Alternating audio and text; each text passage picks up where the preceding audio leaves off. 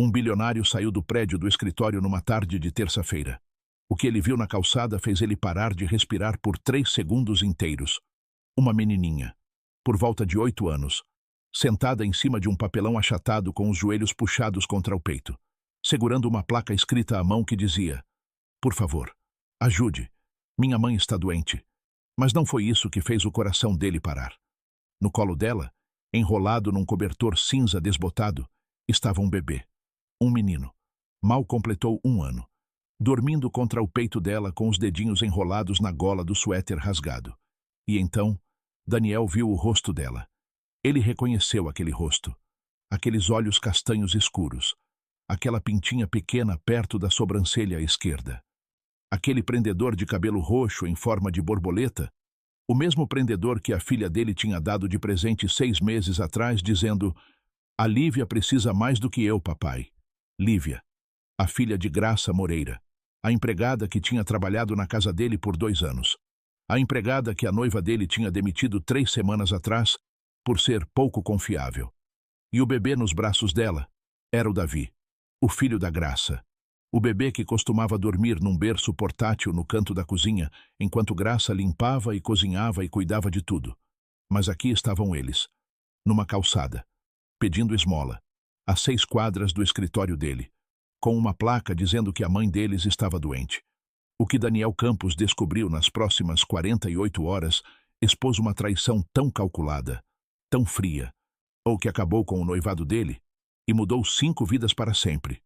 Mas antes de chegarmos lá, deixa eu te levar de volta 3 meses, para o momento em que a primeira rachadura apareceu. A rachadura que Daniel não viu, porque ele não estava olhando, porque ele confiou na pessoa errada para olhar por ele. Se histórias como essa te tocam, histórias sobre sacrifícios escondidos e verdades que se escondem bem na nossa frente, se inscreve no canal e ativa o sininho de notificação. E deixa um comentário me contando. Você já descobriu algo sobre alguém que mudou completamente a forma como você via essa pessoa? Eu leio cada resposta. Agora vamos começar. Daniel Campos tinha construído seu império de tecnologia do zero. 17 anos atrás, ele era um jovem de 21 anos que largou a faculdade e escrevia códigos no porão da casa da mãe. Hoje, ele era o CEO da Campus Tech Industries, uma empresa avaliada em 4 bilhões de reais, com escritórios em São Paulo, Rio de Janeiro e Miami. Ele tinha 2 filhos do primeiro casamento, Eduarda, que tinha 10 anos, e Nicolau, que tinha 7. A ex-esposa dele tinha se mudado para Portugal 4 anos atrás, e Daniel tinha a guarda total. Ele criava os filhos com a ajuda de uma equipe rotativa de empregadas domésticas, motoristas e uma pessoa muito importante, Graça Moreira. Graça tinha entrado na vida dele 26 meses atrás através de uma agência de empregos. O currículo dela era simples: experiência anterior como cuidadora no Nordeste, treinamento básico de enfermagem e 3 anos trabalhando para uma família em Brasília, antes de eles se mudarem para o exterior. Mas o impacto dela foi tudo menos simples. Em 3 meses, Graça tinha se tornado o centro gravitacional da Casa dos Campos. Não porque pediram, mas porque ela não conseguia evitar. Ela lembrava que Eduarda gostava do sanduíche cortado na diagonal, não na horizontal. Ela sabia que Nicolau tinha pesadelos toda quinta-feira, porque quinta-feira era o dia em que a mãe dele tinha ido embora. Ela garantia que o café do Daniel estava pronto às 6h15 da manhã, não às 6 horas, não às 6h30, porque ela tinha observado que 6h15 era quando ele realmente chegava na cozinha. Graça tinha uma filha chamada Lívia, uma menina quieta e observadora de 8 anos, que fazia a lição de casa na mesa da cozinha enquanto Graça trabalhava. E ela tinha um filho bebê chamado Davi, com pouco mais de 1 ano, e que dormia num berço portátil perto da despensa e raramente chorava porque Graça tinha aprendido a antecipar as necessidades dele antes que ele precisasse pedir. Os filhos do Daniel adoravam a Lívia. Eduarda tratava ela como uma irmã mais nova. Nicolau dividia os brinquedos com ela sem ninguém pedir, algo que ele nunca fazia com mais ninguém.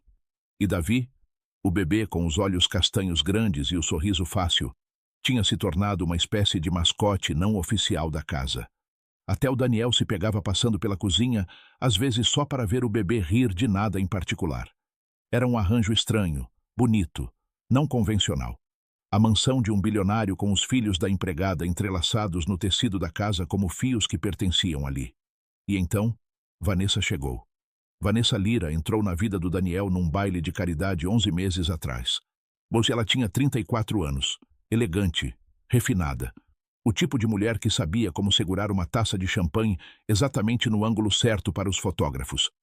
Ela tinha sido apresentada ao Daniel por um amigo em comum, um investidor de tecnologia que disse que Vanessa era perfeita para alguém como você. E no papel, ela era. Ela vinha de dinheiro antigo. O pai dela tinha sido um magnata do agronegócio antes de morrer. Ela tinha diploma em História da Arte pela USP. Ela fazia parte do conselho de 3 organizações sem fins lucrativos. Ela falava 4 idiomas e tinha viajado para 47 países. Ela era tudo que Daniel achava que precisava. Uma parceira que pudesse acompanhar o mundo dele. Uma figura materna para os filhos. Uma mulher que pudesse ficar ao lado dele em galas, reuniões de diretoria e capas de revista. E eles começaram a namorar 2 semanas depois de se conhecerem. Vanessa se mudou para a mansão em 4 meses. E 3 meses atrás, Daniel pediu ela em casamento com um anel de diamante de 7 quilates numa praia privada em Fernando de Noronha. Ela disse sim. E então ela começou a administrar a casa. Daniel não percebeu no começo. Parecia natural. Vanessa queria tirar um pouco do peso dos ombros dele. Ela queria cuidar da equipe, das agendas, dos detalhes domésticos que Daniel sempre tinha terceirizado mesmo. Ele ficou grato. Ele estava ocupado. Ele estava construindo uma empresa. Então ele entregou as chaves. E Vanessa começou a mudar as coisas. Coisas pequenas no começo. A marca do café na cozinha. O horário do jardineiro. A cor das toalhas no banheiro de hóspedes. Ninguém reclamou. Ninguém percebeu. Exceto Graça. Graça percebeu porque Graça percebia tudo. Ela percebeu que o sorriso da Vanessa mudava dependendo de quem estava olhando. Quando Daniel estava na sala, Vanessa era calorosa, gentil, quase maternal. Ela tocava o ombro da Graça com delicadeza. Perguntava sobre os dentes do Davi nascendo. Elogiava a lição de casa da Lívia. Mas quando Daniel saía, quando era só Vanessa e a equipe, o calor evaporava como água numa pedra quente. Vanessa parou de dizer por favor e obrigada. Ela começou a deixar bilhetes em vez de falar diretamente. Bilhetes que diziam coisas como: o espelho do banheiro tinha manchas, inaceitável. Ou: o jantar atrasou 5 minutos. Isso não pode acontecer de novo. Graça não disse nada. Ela se ajustou.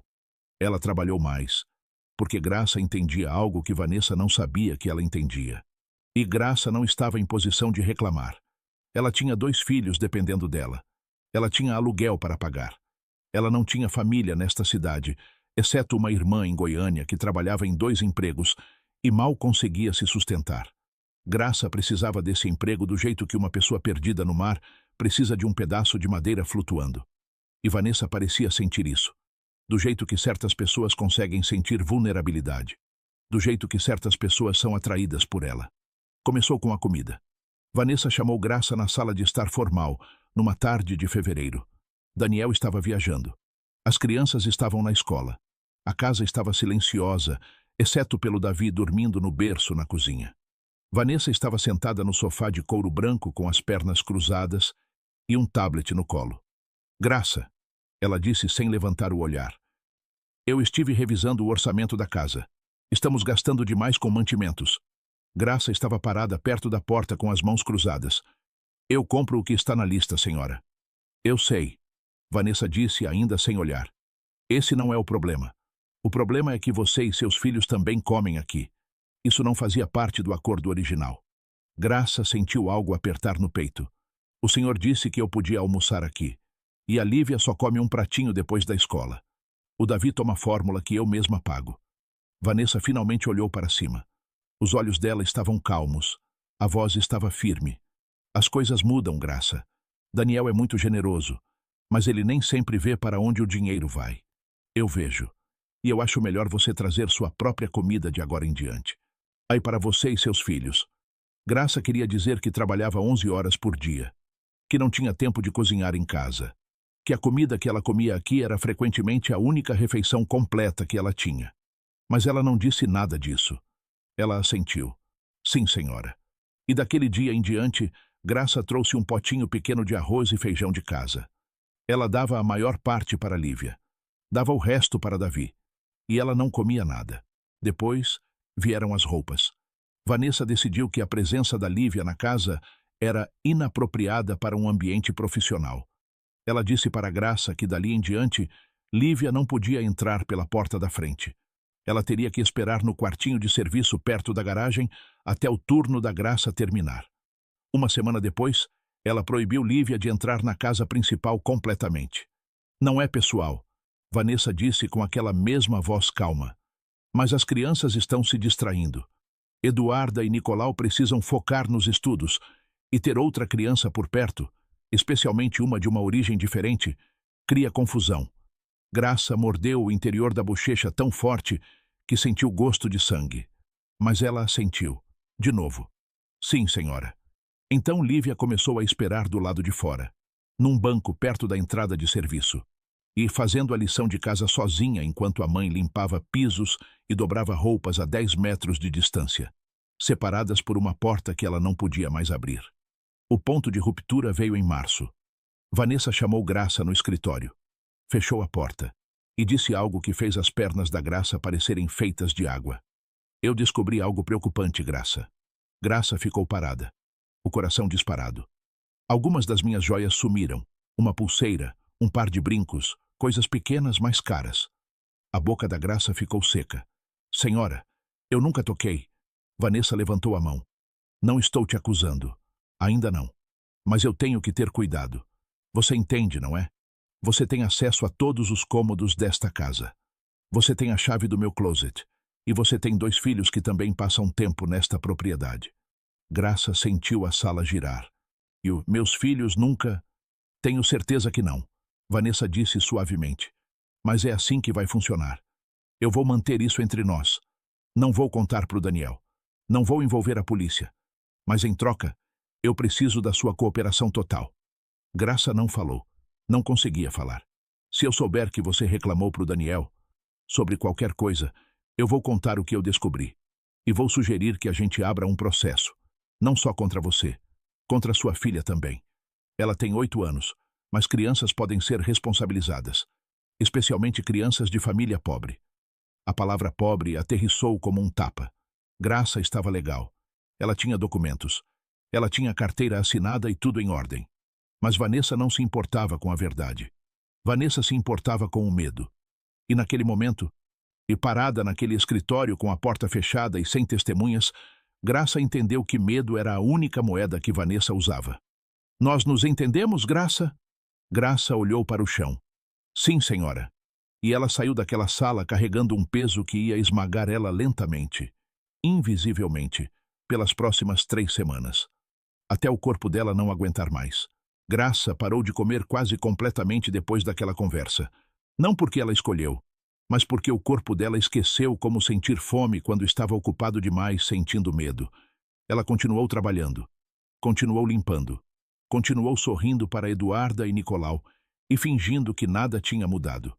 Mas algo estava quebrando dentro dela, silenciosamente, como uma rachadura se espalhando por um vidro que ainda não estilhaçou. Mas vai. Lívia percebeu primeiro. Mãe, você tá ficando magra. Tô bem, filha, só ocupada. Você não come mais seu arroz, você dá tudo para mim e pro Davi. Eu como depois, de noite, quando vocês estão dormindo. Lívia não acreditou. Mas Lívia tinha 8 anos. Ela não sabia como discutir com a mãe. Ela só sabia como observar e se preocupar. E escrever as coisas no caderno dela, do jeito que a mãe tinha ensinado. Sempre escreve o que você vê, filha. A verdade precisa de prova. Então Lívia escreveu. Ela escreveu que a mamãe parou de comer no dia 3 de março. Ela escreveu que a moça bonita gritou com a mamãe no dia 7 de março. E a mamãe chorou no banheiro. Ela escreveu que as mãos da mamãe começaram a tremer no dia 15 de março. Ela escreveu que a mamãe desmaiou na cozinha no dia 22 de março, mas levantou antes de alguém ver. Ela escreveu tudo, num caderninho pequeno com capa roxa que ela guardava na mochila o tempo todo. Porque Lívia entendia algo que a maioria das crianças da idade dela não entende. Ela entendia que um dia alguém poderia precisar saber o que realmente aconteceu. No dia 1º de abril, Vanessa demitiu Graça Ela não fez isso pessoalmente. Ela mandou o gerente da casa, um homem chamado Roberto, que trabalhava para o Daniel há 12 anos, dar o recado.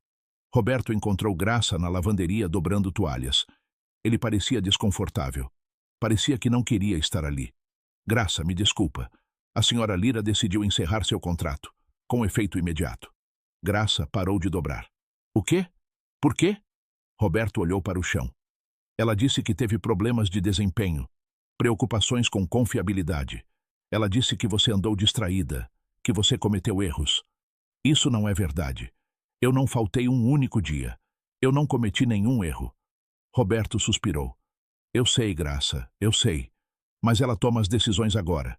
E ela decidiu. Graça sentiu as pernas enfraquecerem.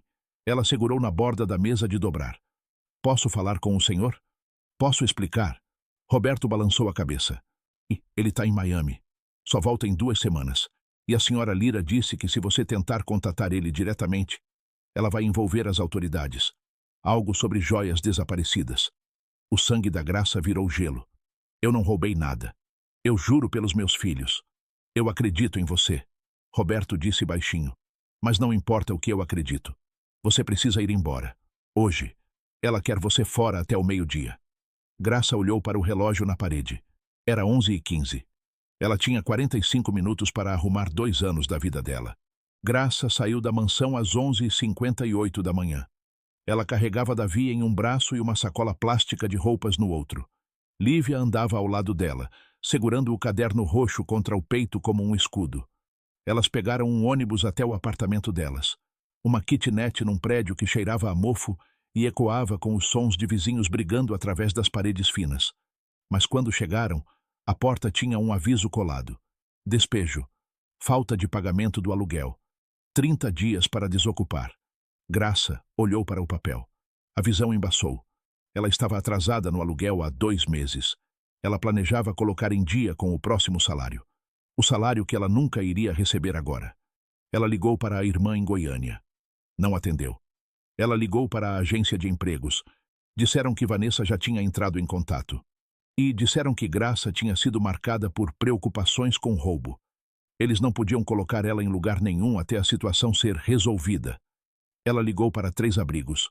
2 estavam lotados. Um tinha vaga, mas só para mulheres sem filhos. Graça sentou no chão do corredor do apartamento com as costas contra a porta trancada. Davi se remexia nos braços dela. Lívia sentou ao lado, em silêncio, observando a mãe com olhos velhos demais para o rosto dela. Mãe, o que a gente vai fazer? Graça não respondeu, porque ela não sabia. Pela primeira vez na vida, Graça Moreira, uma mulher que tinha sobrevivido à pobreza no Nordeste, que tinha cruzado o estado e aprendido novas habilidades e se reconstruído do nada, não tinha resposta.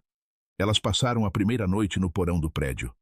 Graça disse para Lívia que era uma aventura e uma viagem de acampamento. Lívia não acreditou, mas fingiu que sim, porque amava a mãe e entendia que às vezes amor significa fingir. A segunda noite, o zelador do prédio encontrou elas e mandou irem embora. A terceira noite, elas dormiram num banco no parque do Ibirapuera. Graça enrolou Davi em cada peça de roupa que tinha. Ela deu o casaco para Lívia e ficou acordada a noite toda, observando a escuridão, com medo de tudo e de nada ao mesmo tempo. No final da primeira semana, Graça tinha desenvolvido uma tosse que não passava. No final da segunda semana, a tosse tinha virado febre. Na terceira semana, Graça mal conseguia ficar de pé. Mas ela tinha que ficar de pé, porque Davi precisava comer, porque Lívia precisava estar segura, porque ninguém mais ia ficar de pé por elas. Ela encontrou um abrigo de mulheres que aceitava crianças. E eles tinham um quarto disponível, um quarto compartilhado com beliches e um banheiro no corredor. Não era muito, mas era um teto. Graça deitou no beliche de baixo com Davi ao lado e Lívia na cama de cima. E pela primeira vez em 3 semanas, ela fechou os olhos. Mas ela não conseguiu dormir, porque mesmo de olhos fechados, ela ainda conseguia ver o rosto da Vanessa, sorrindo. Na manhã em que Daniel viu Lívia na calçada, Graça estava doente há 5 dias. O abrigo tinha suprimentos médicos básicos, aspirina, xarope para tosse, curativos, mas nada que pudesse tratar o que Graça tinha. Ela precisava de um médico. Ela precisava de remédio. Ela precisava de descanso numa cama limpa, não num beliche compartilhado num quarto com outras 7 mulheres. Mas médicos custam dinheiro. Remédio custa dinheiro. E Graça não tinha mais nada. Então Lívia tomou uma decisão. Ela não contou para a mãe. Ela esperou até Graça adormecer. O sono profundo e febril de alguém cujo corpo finalmente tinha desistido de lutar. Então ela pegou Davi, enrolou ele no cobertor cinza que o abrigo tinha dado e saiu pela porta. Ela andou 6 quadras até o distrito financeiro. Ela tinha visto os prédios altos pela janela do ônibus quando elas costumavam passar de ônibus pela cidade. Ela sabia que pessoas ricas trabalhavam lá. Ela sabia que pessoas ricas às vezes davam dinheiro para pessoas pobres na rua. Ela achou um pedaço de papelão num beco. Ela pegou uma caneta da mochila, a mesma caneta que ela usava para escrever no caderno, e escreveu as únicas palavras que conseguiu pensar. Por favor, ajude. Minha mãe está doente. Então ela sentou na calçada com Davi no colo e esperou. Pessoas passaram. Centenas delas. Algumas olharam. A maioria não. Algumas jogaram moedas. Uma mulher deu uma barrinha de cereal. Mas ninguém parou. Até o Daniel. Daniel ficou congelado na calçada por 10 segundos inteiros antes das pernas dele lembrarem como se mover. Então ele andou em direção a Lívia. Devagar. E do jeito que você se aproxima de um animal assustado. Do jeito que você se aproxima de algo que você tem medo que desapareça se você se mover rápido demais. Lívia! A menina olhou para cima. Os olhos arregalaram. Senhor? Daniel se agachou. Os joelhos tocaram o concreto sujo. O terno de R$ 1.000 pressionou contra a calçada onde pessoas tinham cuspido e derramado café e jogado bitucas de cigarro. Ele não se importou. Lívia, o que você está fazendo aqui? Cadê sua mãe? O lábio da Lívia tremeu. Mas ela não chorou. Ela tinha prometido para si mesma que não ia chorar na frente de estranhos. E mesmo que o senhor não fosse exatamente um estranho, ele também não era família. A mamãe está doente. Ela está no abrigo. Ela está com febre e não consegue acordar direito, e eu não sabia o que fazer. Então eu vim aqui porque eu lembrei que o senhor trabalha nos prédios altos. O peito do Daniel apertou. Que abrigo? Onde? 6 quadras para lá. Lívia apontou. Se chama Casa da Esperança. É para mulheres e crianças. Daniel se levantou. Estendeu a mão. Me mostra. Lívia hesitou. Ela olhou para a mão dele. Depois para o rosto dele. Depois para o Davi dormindo nos braços dela. O senhor não vai gritar com a mamãe? Daniel sentiu algo rachar dentro do peito. Não, Lívia. Eu não vou gritar com ninguém. Eu vou ajudar. Lívia pegou a mão dele. E eles andaram. O abrigo não era o que Daniel esperava. Ele tinha doado para organizações de moradores de rua. Ele tinha ido a galas de caridade com cheques gigantes e fotógrafos. Ele tinha falado sobre acabar com a pobreza em conferências onde todo mundo usava terno e bebia champanhe. Mas ele nunca tinha entrado num lugar assim. As paredes eram pintadas de um amarelo desbotado que talvez tivesse sido alegre um dia, décadas atrás. O chão era de linóleo, rachado em alguns lugares, remendado com fita em outros. O ar cheirava a desinfetante e outra coisa por baixo. Algo que lembrava Daniel de hospitais, de salas de espera onde pessoas recebiam notícias ruins. Uma mulher na recepção olhou para cima quando eles entraram. Posso ajudar? Estou procurando Graça Moreira. Esta é a filha dela. Os olhos da mulher foram para Lívia, depois para Davi, depois de volta para Daniel. Ela parecia estar calculando algo. Quarto 7. No final do corredor, última porta à esquerda. Daniel andou. Lívia o guiou. E quando chegaram no quarto 7, Daniel parou na porta. Graça estava deitada num beliche de baixo, os olhos fechados, o rosto pálido. Não o pálido saudável de alguém que fica muito tempo dentro de casa, mas o pálido de alguém cujo corpo está lutando contra algo que talvez não vença. O cabelo estava emaranhado de suor. A respiração era rasa e rápida. A mão pendia da beira da cama, dedos levemente curvados, como se estivesse alcançando algo que não estava lá. Daniel sentiu a garganta fechar. Esta era a mulher que tinha feito o lanche dos filhos dele por 2 anos.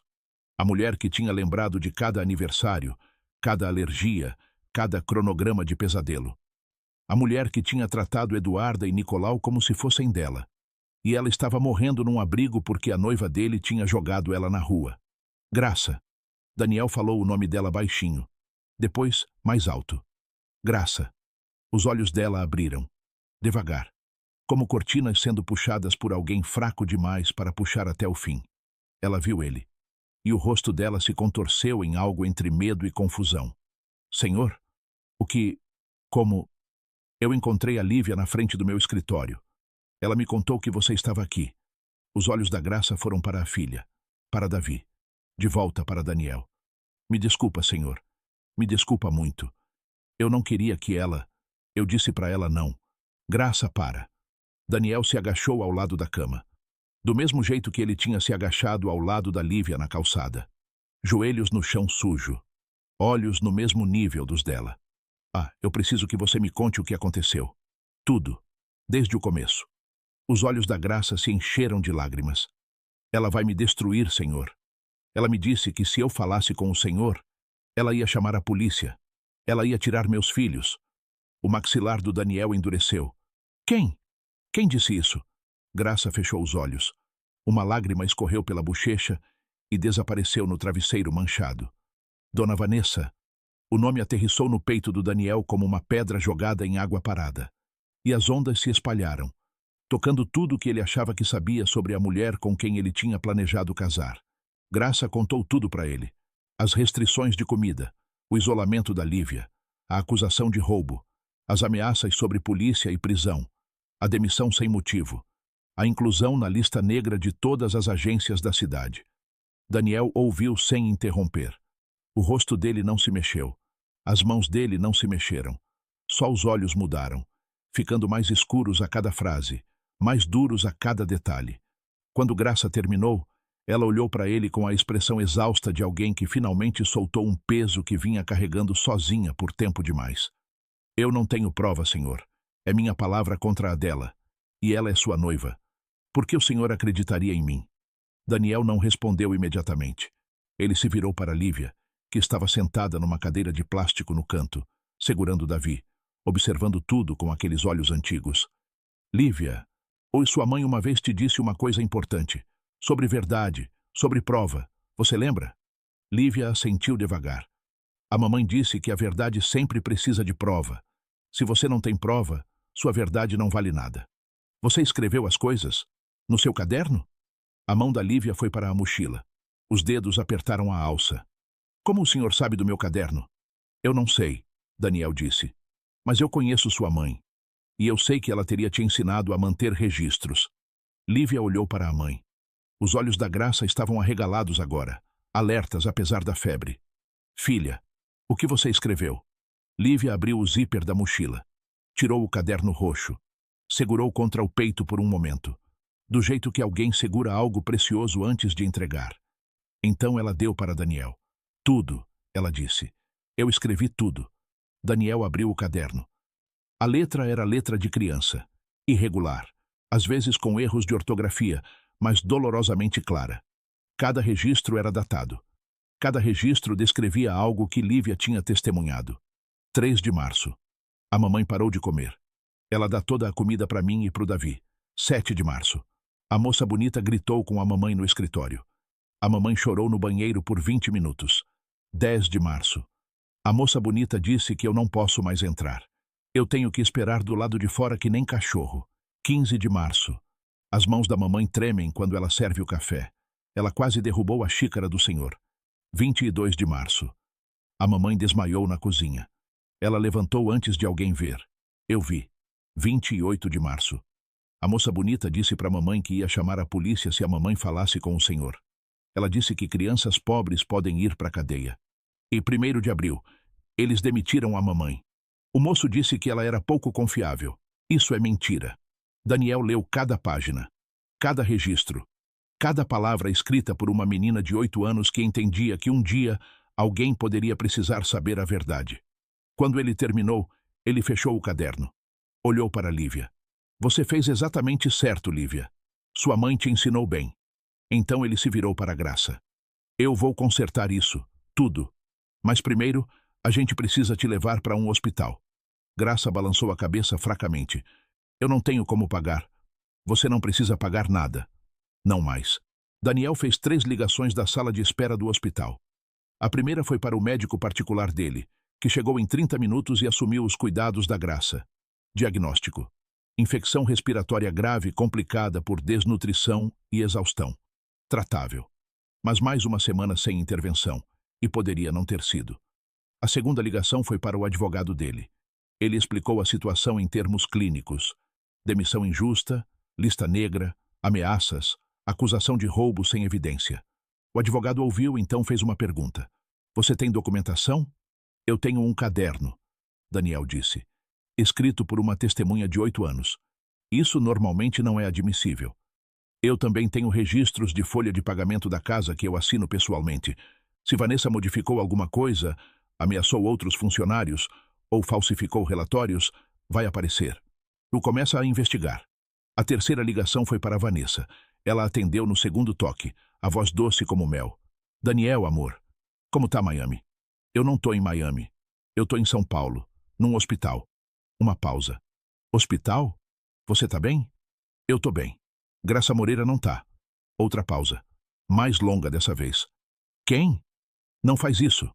A única palavra saiu mais dura do que Daniel pretendia. Mais dura do que qualquer coisa que ele já tinha dito para ela. "Não finge que você não sabe o nome dela. Não finge que você não sabe o que você fez. Eu encontrei ela, Vanessa. Eu encontrei os filhos dela. Eu encontrei tudo." Silêncio na linha. "Daniel, seja lá o que aquela mulher te disse, ela não precisou me dizer nada. A filha de 8 anos dela manteve um caderno. Datas, detalhes, tudo. E eu vou descobrir exatamente o que mais você andou escondendo." A voz da Vanessa mudou. O mel desapareceu. Algo mais frio tomou o lugar. "Você vai acreditar numa empregada e na filha dela em vez de mim?" "Vou", Daniel disse.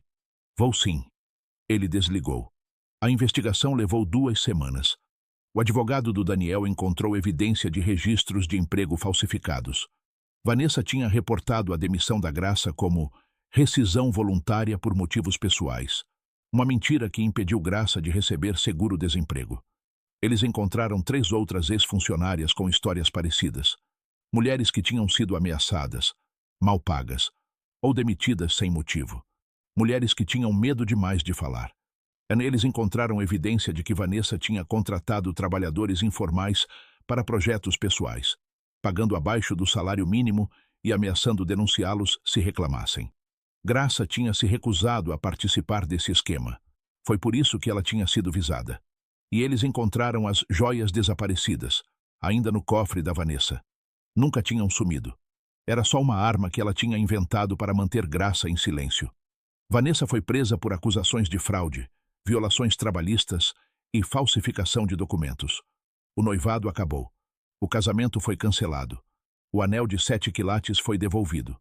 6 meses depois, Graça tinha um apartamento pequeno com uma porta azul num bairro tranquilo de São Paulo.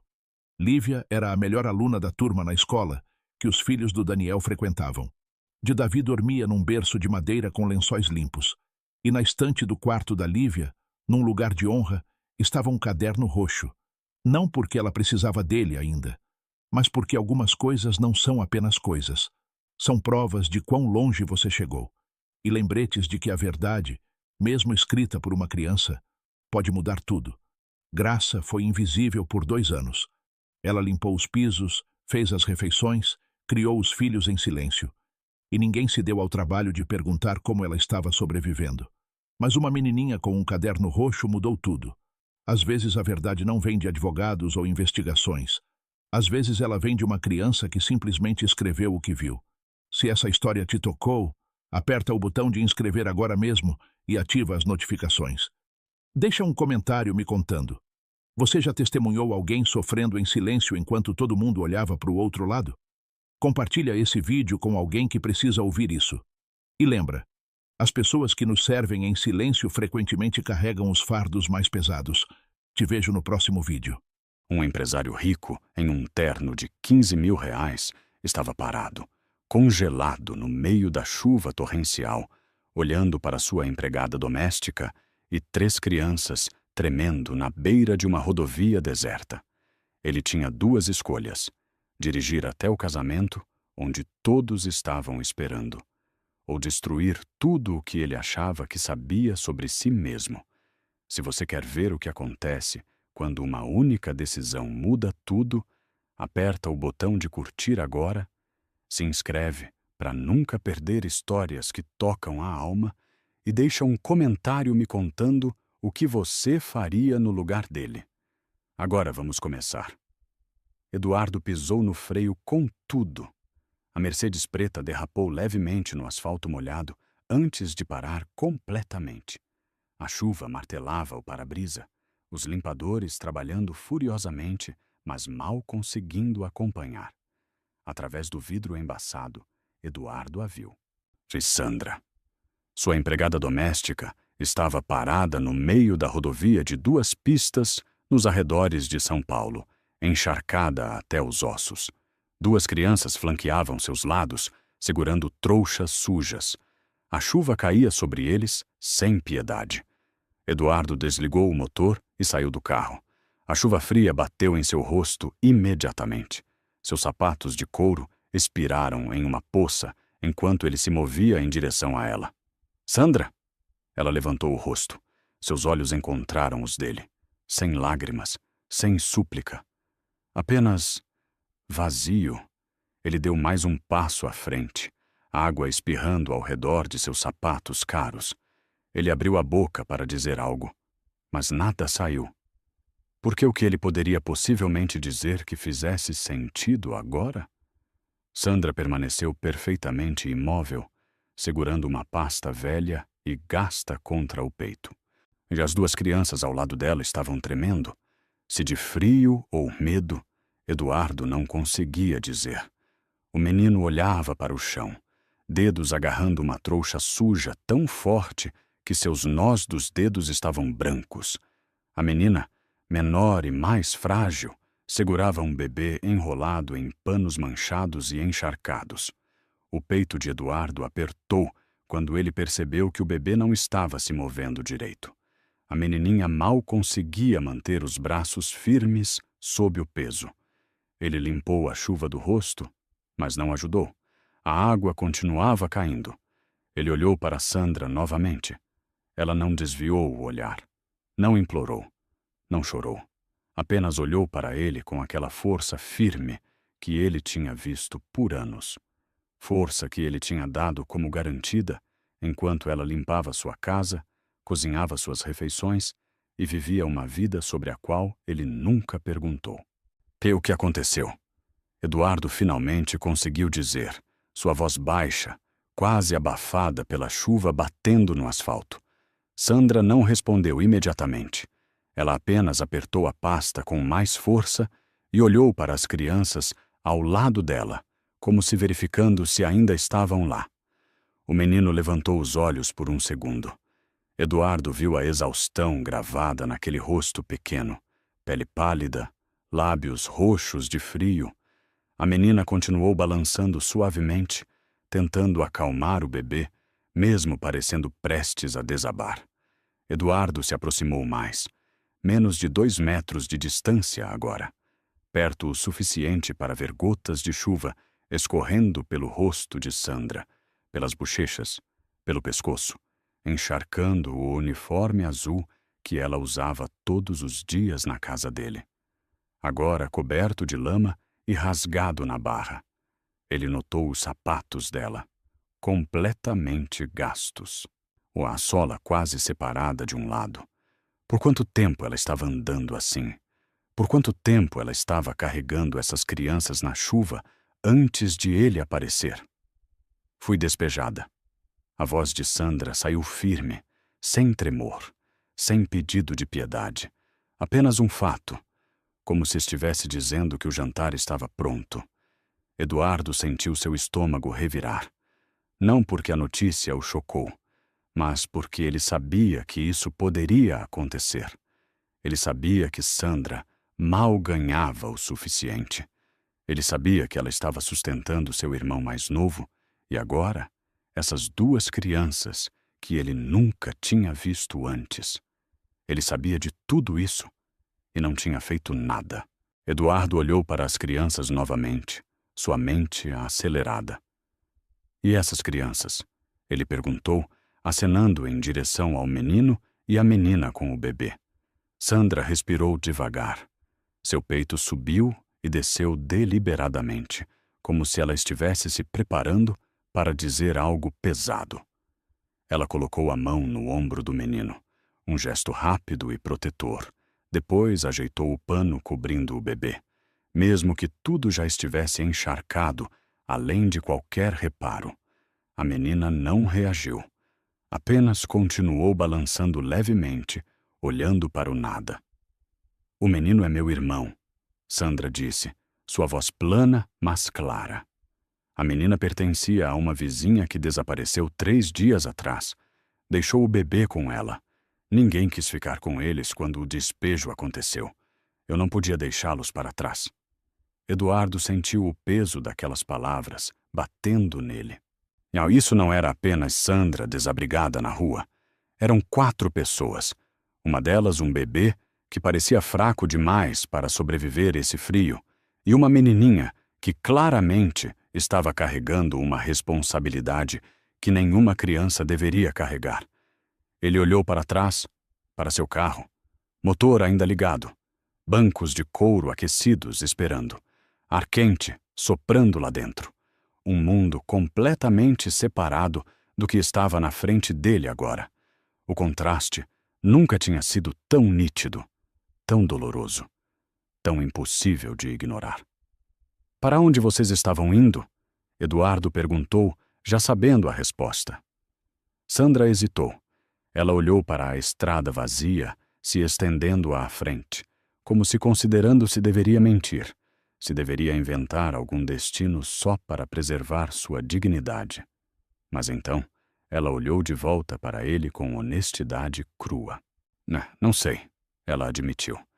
"Eu estava tentando chegar na rodoviária. Talvez encontrar um abrigo, alguma coisa. Mas a chuva começou e o Marcos não conseguia mais andar. E a Lívia está segurando aquele bebê há 2 horas seguidas. Eu não sabia mais o que fazer." A voz dela falhou no final. Só um pouco. O suficiente para Eduardo perceber que toda aquela força não passava de uma casca fina, segurando algo muito maior por baixo. Ele olhou para o relógio. O casamento já tinha começado. Ele deveria estar ao lado do seu melhor amigo agora, segurando as alianças, fazendo um brinde. O celular dele estava vibrando sem parar no bolso. Todo mundo estava esperando. Tudo estava planejado. E nada disso importava mais. "Entra no carro", Eduardo disse de repente. A voz dele saiu mais firme do que ele esperava, quase como uma ordem. Sandra piscou, de surpresa pela primeira vez desde que ele tinha parado. Marcos levantou a cabeça, olhos arregalados. Lívia parou de balançar e olhou para cima também, lábios entreabertos, chuva escorrendo pelo rostinho dela. Sandra não se moveu. Ficou parada, congelada, como se esperando ele voltar atrás, adicionar alguma condição ou explicar por que isso era temporário. "Eu disse para entrar", Eduardo repetiu, caminhando em direção a ela. "Você e as crianças. Agora." Sandra olhou para ele por mais um momento, a expressão dela mudando entre desconfiança e algo que ela claramente estava tentando suprimir: esperança. "Você vai perder o casamento", ela disse baixinho. Não era uma pergunta. Era uma afirmação. Ela conhecia a agenda dele melhor do que ele mesmo. Ela sabia o quão importante isso deveria ser. Eduardo sentiu a chuva fria encharcando sua camisa agora, escorrendo pelas costas. Ele pensou em todas as vezes que passou por Sandra sem dizer bom dia. Todas as vezes que deixou trabalho extra para ela sem perguntar se ela dava conta. Todas as vezes que ela saiu da casa dele tarde da noite com uma bolsa pesada nos ombros, enquanto ele sentava confortável na sala. E agora aqui estava ela, parada na frente dele, encharcada e desesperada, ainda pensando na agenda dele. "Não importa", Eduardo disse finalmente. "Nada disso importa agora." Eduardo caminhou até o carro e abriu a porta de trás. Ficou lá esperando, chuva escorrendo pelo rosto, arruinando o terno completamente, mas ele não se importava mais. Sandra hesitou por mais um segundo. Então, ela estendeu a mão e pegou a mão de Marcos. O menino tropeçou no primeiro passo, mas se equilibrou. Eles caminharam devagar em direção à Mercedes. Marcos parou na porta, olhando para Sandra como se pedindo permissão. Ela assentiu uma vez. Ele entrou, sentou no canto e ficou completamente imóvel. Lívia veio em seguida. Seus passos eram curtos, instáveis, os braços tremendo sob o peso do bebê. Eduardo instintivamente estendeu a mão para ajudar, mas ela se afastou assustada. Ele entendeu imediatamente e deu um passo para o lado. Ela entrou sozinha, ajeitou o bebê no colo e sentou sem dizer uma palavra, o rostinho molhado e exausto. Lissandra foi a última. Ela parou na porta e olhou para Eduardo mais uma vez, como se ainda testando se isso era real. Eduardo não disse nada, apenas esperou. Ela entrou. Ele fechou a porta gentilmente, deu a volta no carro e deslizou para o banco do motorista. Água pingava do cabelo dele no couro. Ele nem se importou em secar. Ele ligou o aquecedor no máximo. Ar quente começou a fluir pelas saídas. E naquele silêncio, ele ouviu um pequeno suspiro de Marcos, um som minúsculo de alívio que cortou mais fundo do que qualquer palavra poderia. Eduardo ajustou o espelho retrovisor. Ele podia ver todos eles agora. Marcos pressionado contra a janela, olhos fechados. Lívia ainda balançando o bebê gentilmente, os braços finalmente relaxando um pouco. Sandra sentada, ereta, a pasta velha apertada no colo, lhe olhando fixamente para a frente, como um soldado se recusando a baixar a guarda. Ninguém falou. O silêncio lá dentro era denso, pesado com tudo não dito. Anos de distância invisível entre patrão e empregada, agora espremidos no mesmo espaço pequeno. Eduardo colocou o carro em marcha e voltou para a estrada. A chuva continuava martelando o para-brisa. Os limpadores batiam firme. A estrada à frente estava vazia e escura. Ele tentou focar em dirigir, mas seus olhos continuavam desviando para o espelho. Sandra estava olhando pela janela agora, observando a chuva cair do outro lado do vidro, o lado onde ela não estava mais. Eduardo notou que ela ainda não tinha relaxado. Os ombros dela estavam tensos. As mãos agarravam a pasta como uma tábua de salvação. Ele pensou em perguntar o que tinha lá dentro, mas decidiu esperar. Os minutos passaram em silêncio. Finalmente Sandra falou, a voz estranha dentro do carro silencioso. "Para onde você está nos levando?" Eduardo apertou o volante com mais força. "Para algum lugar seguro", ele respondeu. "Primeiro, preciso aquecer vocês, dar algo para as crianças comerem, descobrir o que vem depois." Ele olhou no espelho retrovisor de novo. O reflexo de Sandra olhou de volta para ele. "Eu não vou poder te pagar de volta", ela disse. "Não vou ficar devendo nada para ninguém." Eduardo sentiu a tensão nas palavras dela, o orgulho, o medo de dívida. "Você não me deve nada, Sandra. Eu só quero ajudar." Ela não respondeu, apenas olhou pela janela de novo. Mas Eduardo percebia que ela não acreditava nele. Ainda não. O brilho de um posto de gasolina apareceu através da chuva. Eduardo diminuiu a velocidade e parou debaixo da cobertura, desligando o motor. O silêncio repentino pareceu mais alto que a tempestade. Ele olhou para Sandra pelo espelho. "Fica aqui. Trava as portas. Vou ser rápido." O maxilar de Sandra endureceu. A voz dela baixou, quase um pedido envolvido em aço. "Não deixa ninguém incomodar a gente." Eduardo parou, um pé já fora do carro. Ele olhou para ela e assentiu. "Não vou deixar." Ele saiu para o frio de novo. chuva ainda pingando das beiradas do telhado do posto. Algumas pessoas olharam para ele, provavelmente confusas, vendo um homem em um terno de grife, encharcado, entrando em um posto de estrada a essa hora. Eduardo ignorou. Pegou uma cesta e foi rápido. 2 garrafas de água, um pacote de biscoitos de água e sal, bananas, pão, uma caixinha de leite, sais de reidratação da seção de remédios. Ele hesitou na seção de viagem, então pegou uma manta térmica de emergência, cara mas leve e impermeável. Poderia ajudar o bebê. No caixa, a atendente olhou ele de cima a baixo. "O senhor está bem?" Eduardo não parou de passar os itens. "Não", ele disse direto. "Mas vai ficar."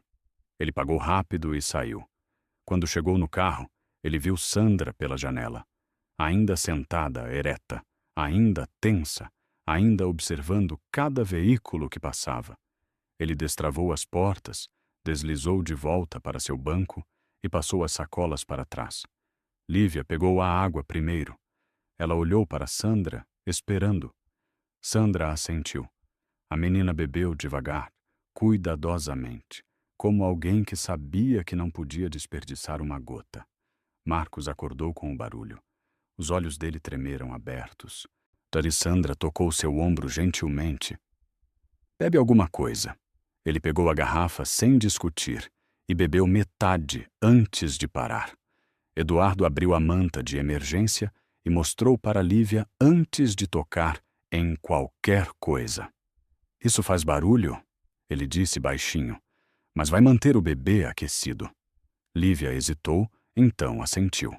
Eduardo ajudou a envolver a manta no bebê cuidadosamente. E então, pela primeira vez, o bebê se mexeu.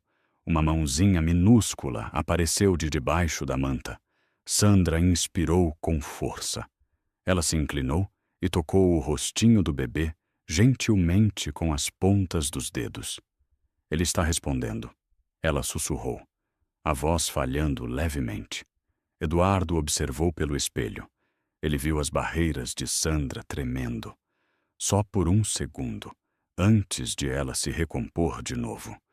Ele não disse nada. Algumas coisas não precisavam de palavras.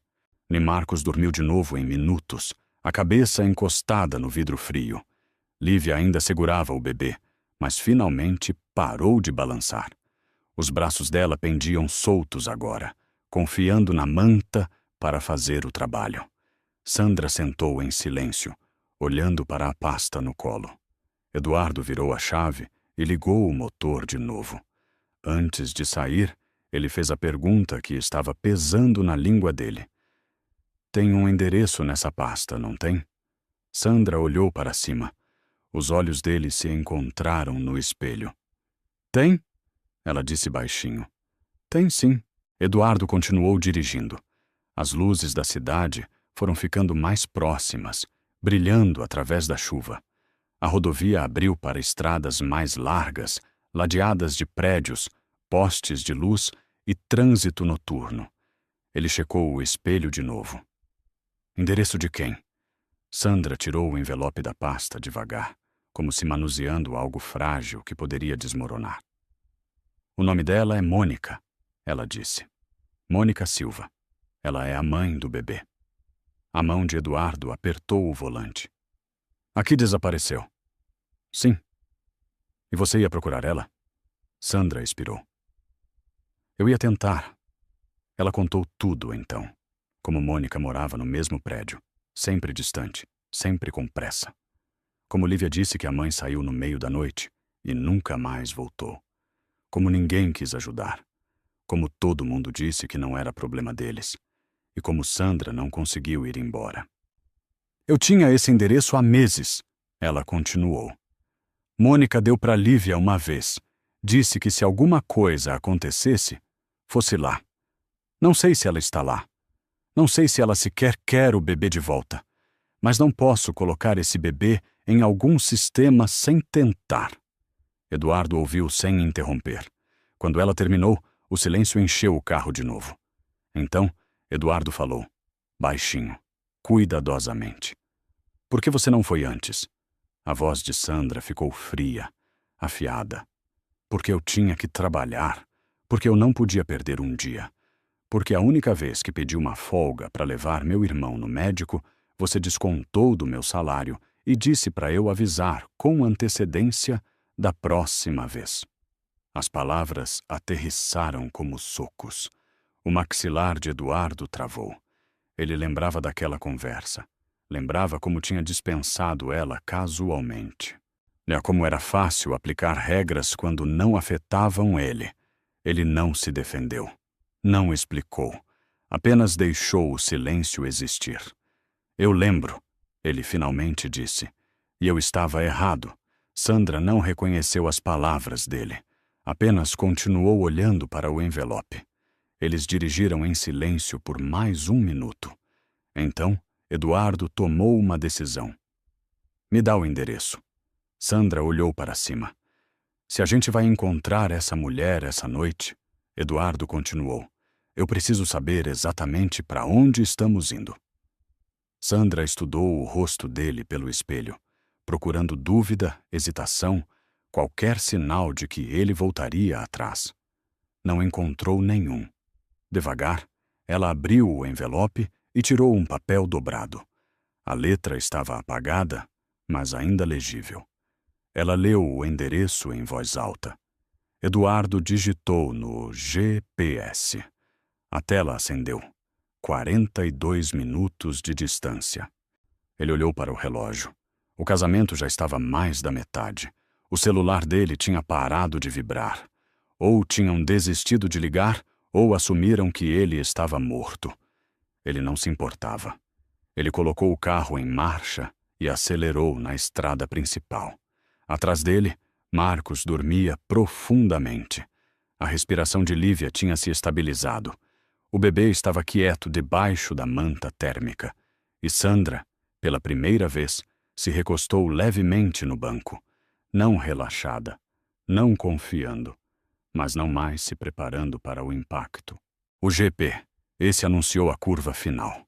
Eduardo entrou em uma rua estreita, ladeada de prédios antigos. Tinta descascando das paredes, lixo acumulado perto das calçadas, postes piscando fracamente. Ele diminuiu a velocidade, lendo os números nas portas. Lá estava. Prédio 414. Uma estrutura de 4 andares, com grades de janela enferrujadas e uma porta da frente, que parecia não ter sido consertada em anos.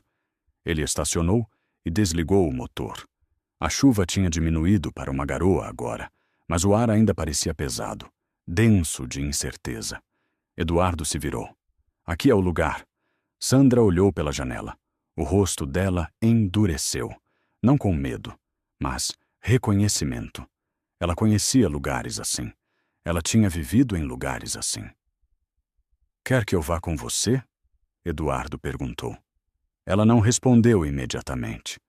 Apenas olhou para o prédio como se calculando cada resultado possível. Finalmente, ela assentiu. Vamos. Eduardo abriu a porta dele, depois a dela. Sandra saiu e olhou para Lívia. Fica com o Marcos. Cuida do bebê. A gente volta logo. Lívia assentiu uma vez. O rostinho sério, maduro demais para a idade dela. Eduardo travou o carro e caminhou ao lado de Sandra em direção à entrada. A porta da frente rangeu alto quando eles empurraram. O cheiro os atingiu imediatamente. Mofo, umidade, abandono. Uma única lâmpada piscava no corredor. Escadas se estendiam para cima nas sombras. Eles subiram em silêncio. Primeiro andar. Segundo andar. A escada ficava mais escura a cada degrau. Eduardo notou rachaduras correndo pelas paredes como veias. Terceiro andar. Sandra parou na frente de uma porta azul desbotada. Número 19.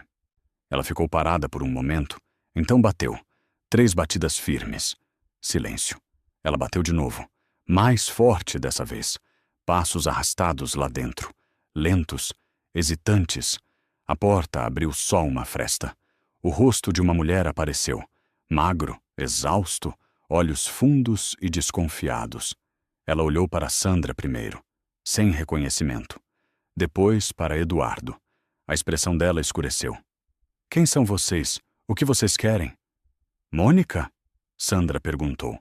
A mulher não respondeu. Apenas continuou olhando. Sandra continuou mesmo assim. Eu sou Sandra. Morava no mesmo prédio que você. Sua filha Lívia está comigo. E o bebê também. O rosto de Mônica mudou instantaneamente. Ela abriu mais a porta, o corpo tenso, olhos disparando para trás deles como se esperando outra pessoa. Onde eles estão? No carro. Lá embaixo. Nos seguros. Mônica passou a mão pelo cabelo bagunçado. A voz dela falhou. Eu voltei pro prédio hoje de manhã. Mas todo mundo tinha ido embora. Disseram que teve um despejo. Eu procurei em todo lugar. Eu não sabia. Por que você deixou eles? Sandra interrompeu. A voz fria, mas sem acusar. O rosto de Mônica desmoronou. Eu precisei. As coisas ficaram complicadas. Eu achei que seriam 2 dias, talvez 3. Achei que a Lívia dava conta. Eu ia voltar. Eu juro que ia. Sandra não disse nada. Apenas olhou. Eduardo ficou para trás, observando, deixando Sandra liderar. Essa não era a conversa dele. Essa não era a decisão dele. Mas ele ficaria lá, pelo tempo que ela precisasse. Mônica deu um passo para trás e abriu a porta completamente. Por favor, traz eles para cima. Eu quero ver eles. Sandra não se moveu. Primeiro preciso saber que você pode cuidar deles, ela disse firme. Esse bebê está fraco. Ele precisa de um médico. E a Lívia está carregando ele há horas. Ela está exausta. Ela é uma criança. Ela não deveria ter sido responsável por outra criança. Mônica estremeceu com as palavras. Eu sei, ela sussurrou. Eu sei que errei.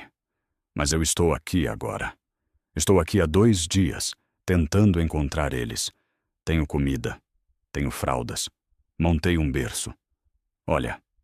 Ela deu um passo para o lado, revelando o interior do apartamento. Era pequeno, quase sem móveis, mas limpo. Em um canto, tinha um berço improvisado feito de um cesto de roupa forrado com cobertores. Em uma mesinha, fraldas empilhadas organizadamente. O fórmula, algumas mamadeiras. Não era muito, mas era alguma coisa. Sandra examinou o cômodo. A expressão dela permaneceu ilegível. Eduardo a observou processar a cena. Ele sabia que ela estava tomando uma decisão, uma que afetaria todos eles. Se eu trouxer eles aqui, Sandra disse devagar, e você desaparecer de novo, se a Lívia aparecer na porta de alguém pedindo ajuda, eu não vou parar, até que cada autoridade desse estado saiba seu nome. Você entende? Os olhos de Mônica se encheram de lágrimas, mas ela não deixou cair. Eu entendo. Juro pela minha vida. Não vou embora de novo. Sandra sustentou o olhar dela por um longo momento. Então, se virou para Eduardo. Vamos buscar eles. Eles desceram as escadas juntos, os passos ecoando no corredor vazio. Lá fora, a chuva tinha quase parado. O ar cheirava a concreto molhado. Eduardo destravou o carro. Lívia olhou para cima imediatamente, alerta, protetora, ainda segurando o bebê perto. A gente encontrou ela, Sandra disse gentilmente. Sua mãe, ela está lá em cima. Ela quer ver você. Lívia não sorriu, não chorou, apenas olhou. Ela voltou? Voltou. Lívia olhou para baixo, para o bebê, depois de volta para Sandra. Ela vai ficar dessa vez? Sandra se abaixou para encontrar os olhos dela. Não sei, querida, mas ela diz que vai. E se não ficar, você me liga. Você entendeu? Você vem me procurar. Lívia assentiu devagar. Então, cuidadosamente, ela se levantou. Eduardo ajudou ela a sair do carro. Marcos acordou e saiu tropeçando atrás deles, esfregando os olhos. Juntos, eles subiram as escadas uma última vez. Quando chegaram na porta de Mônica, ela já estava esperando no corredor, braços abertos, e lágrimas finalmente escorrendo pelo rosto. Lívia parou a alguns passos de distância. Ela não correu. Não se jogou nos braços. Em vez disso, ela olhou para a mãe com uma expressão que partiu o coração de Eduardo. O olhar de uma criança que amou, foi abandonada e não tinha certeza se podia confiar de novo. Mônica se ajoelhou. Me desculpa, ela soluçou. Me desculpa muito. Lívia ficou congelada por mais um momento. Então, devagar, ela caminhou para a frente e colocou o bebê nos braços da mãe. Mônica segurou o bebê como se estivesse segurando o mundo inteiro. Ela chorou baixinho, pressionando